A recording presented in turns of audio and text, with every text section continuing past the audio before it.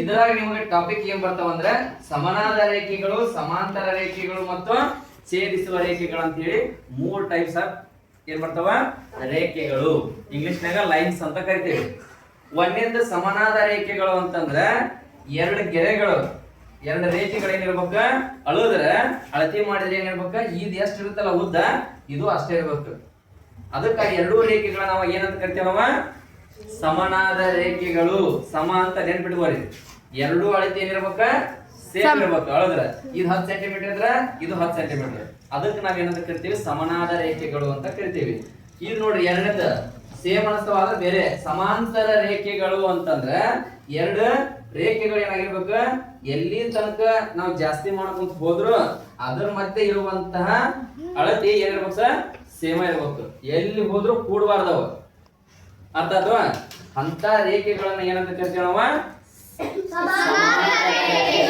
ಇವ್ನು ಎಲ್ಲಿ ತನಕ ನಾವು ಜಾಸ್ತಿ ಮಾಡ್ಕೊಂತ ಹೋದ್ರು ಕೂಡಬಾರ್ದವ. ಈಚೆ ಕಡೆ ಜಾಸ್ತಿ ಮಾಡಿದ್ರು ಕೂಡಬಾರ್ದು. ಅಂತ ರೇಖೆಗಳನ್ನ ಏನಂತ ಕರಿತೀವಿ ನಾವ. ಇನ್ನ ಛೇದಿಸುವ ರೇಖೆಗಳು. ಸಮಾಂತರವಾಗಿಲ್ಲದ ರೇಖೆಗಳು ಯಾವುದೇ ಒಂದು ಬಿಂದುವಿನೊಳಗ ಛೇದಿಸ್ತಾವ. ಮುಂದೆ ಹೋಗಿ ನಾವಿಲ್ಲಿ ಕ್ರಾಸ್ ನೋಡ್ರಿ, ನಾ ಇಷ್ಟ ಮಾಡೇನಂದ್ರು ಇವು ಸಮಾಂತರವಾಗಿಲ್ಲ. ಯಾಕಂದ್ರ ಇಲ್ಲಿರುವಂತ ಅಳತೆ ಇಲ್ಲಿಲ್ಲ.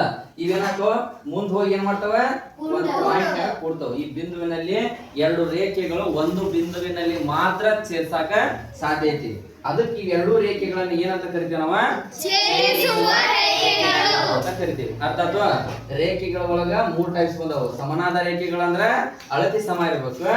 ಸಮಾಂತರ ರೇಖೆಗಳಂದ್ರ ಎರಡು ಎಲ್ಲಿನೂ ಕೂಡಬಾರ್ದವು, ಸಮಾಂತರವಾಗಿ ಹೋಗ್ಬೇಕು ಎಷ್ಟು ದೂರ ಹೋದ್ರು. ಇನ್ನ ಛೇದಿಸುವ ರೇಖೆಗಳಂದ್ರ ಎರಡು ರೇಖೆಗಳು ಸಮಾಂತರವಾಗಿಲ್ಲ ಅಂತಂದ್ರ ಒಂದು ಬಿಂದುವಿನ ಒಳಗಡೆ ಅವ ಛೇದಿಸ್ತವು. ಇವುಗಳನ್ನ ಏನಂತ ಕರಿತೀವಿ ನಾವ ಛೇದಿಸುವ ರೇಖೆಗಳು ಅಂತ ಕರಿತೀವಿ. ಅರ್ಥ ಅಥವಾ